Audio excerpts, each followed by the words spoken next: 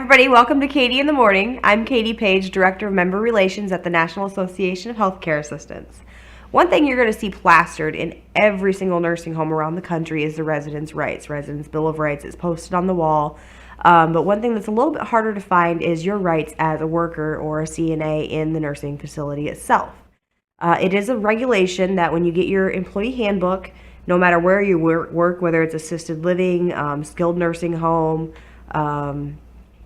hospital, hospice, they have to include that in your employee handbook and let you know your rights before you even start.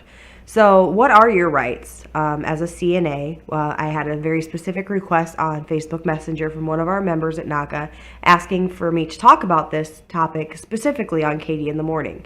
So I did a little research for you guys and found out three or four of the categories that aren't so promoted out there. And the first one is you have the right to a safe working environment. Although the job of a CNA often requires heavy lifting, CNAs have the right to work in a safe environment.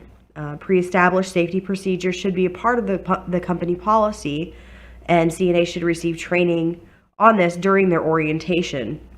Examples of safety policies could include team lifting or the use of mechanical lifts for patients unable to support their own weight. CNAs have the right to report violent residents who are verbally or physically abusive, and it is then the responsibility of their supervisors to kind of address the problem from there. There's a little more to this category than that. Facilities need to have in place procedures and policies for people who are put on light duty, for instance. If you have carpal tunnel and you have a doctor's note saying that you can't lift over 20 pounds, if you're a pregnant CNA, you're going through those changes from trimester to trimester, they are supposed to accommodate for that as well. Whether it's one person assist who's unstable, never, ever, ever hesitate to ask for help if you feel like there's something that you can't handle, and report any changes from the resident status to your nurses and make sure that they're documenting it. I would even write down was documented this time, but that's where the charting comes in. Especially the electronic charting can really help you kind of gauge those people as they kind of go on that downfall in their care and their ability to stay independent. We're going to take a quick break and then we'll go into the next category, which is a very hot topic among us CNAs. I promise you, in a NAHCA facility, residents get better care because they're being cared for by a higher educated, and I'm not talking college, I'm talking a person that has industry education. This makes them the best at the bedside, and we've proven it time and time again. NAHCA takes care of our CNAs, the most important force within any long-term care community.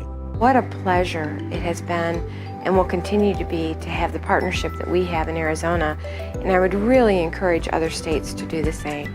Any facility out there that may be watching this that would like to go through the NAHCA process of transformation, you get a hold of NAHCA and we'll be there to serve with excellence every day, all day, anytime you need us. For more information, visit us online at nahcacna.org or call 417-623-6049.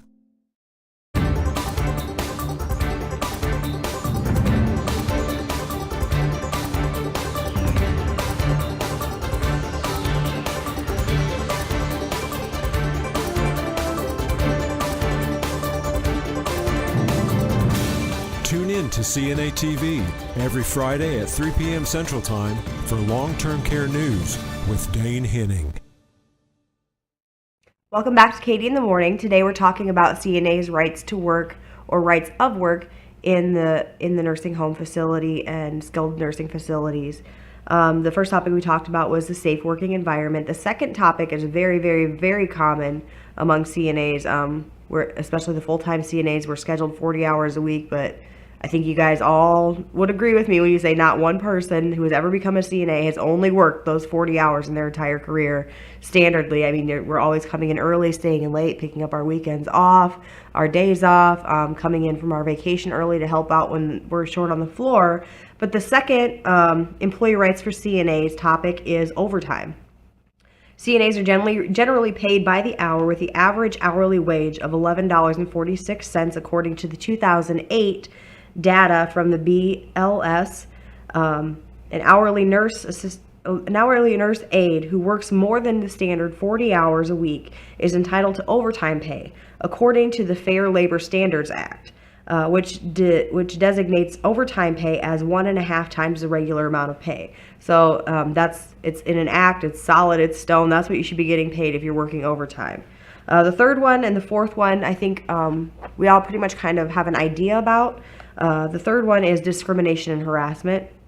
CNAs have the right to work in an environment that is safe and welcoming. If you feel like you are being discriminated against or harassed by other employees, definitely take that to your human resource person, staff development coordinator, your administrator, your DON, whoever is in you want to follow your chain of command, but whoever is in the place above you, if nothing gets done, go to the next person. Definitely don't let those things slide, because we've seen in the news in the last 2 years situations where CNAs have committed suicide. It's escalated to fights in the parking lot. This is all stuff that is very, very preventable if somebody takes notice of it. They cannot discriminate from hiring you in the first place because of like your sexual orientation, whether you're male or female, the color of your skin, your religious beliefs. And that one's pretty well put in black and white on any application. On any employee handbook. And then the third one is your right to appeal.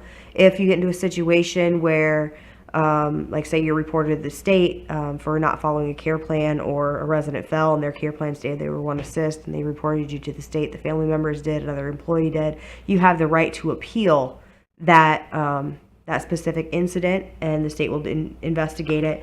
And the complaint generally ends when the state issues a final report or letter indicating the findings and whether or not the appeal has been accepted.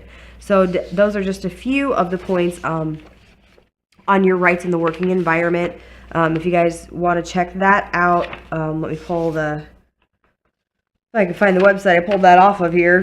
Got all my papers in a bunch. I know it was written by Allison Dodge. If you Google, www.legalmatch.com if you are in a situation where you need to talk to an attorney.